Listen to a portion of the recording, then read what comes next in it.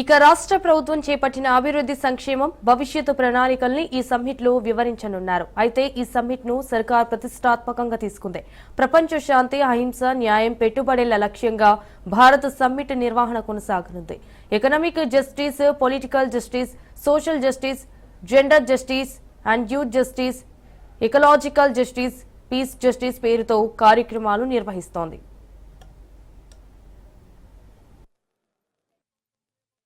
Global summit అనేది సోనియా గాంధీ గారి, మల్లికార్జున ఖర్గే, రాహుల్ గాంధీ నాయకత్వాన్ని ఈ కార్యక్రమం ఏర్పాటు చేస్తాం. దీనికి ప్రపంచ దేశాల నుంచి ప్రతినిధులు వచ్చిండ్రు.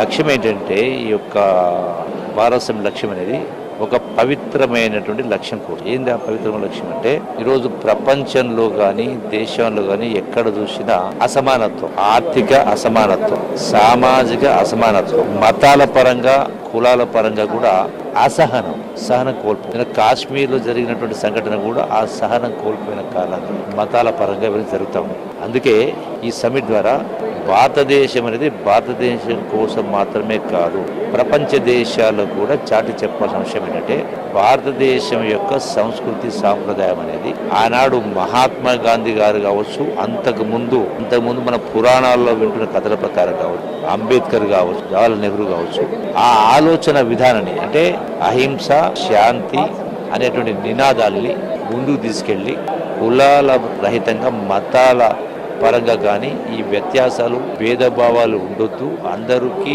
గౌరవప్రదమైన జీవితం రావాలి, ఉండాలి, వీటన్నిటిని నేర్పే ఉద్దేశంతో అందుకనే ప్రపంచ దేశాలను సమీకరించేటువంటి కార్యక్రమం. అందుకే కాంగ్రెస్ పార్టీ ఈనాడు కాదు, స్వాతంత్రంగా ముందు నుంచే ఈ సిద్ధాంతాలను పాటించింది. భారతదేశానికి స్వాతంత్రం సాధించుకుంది అహింస మార్గం. కాబట్టి ఆ దిశగా ప్రపంచ దేశాలను ఆలోచన పరిచయం కోసమే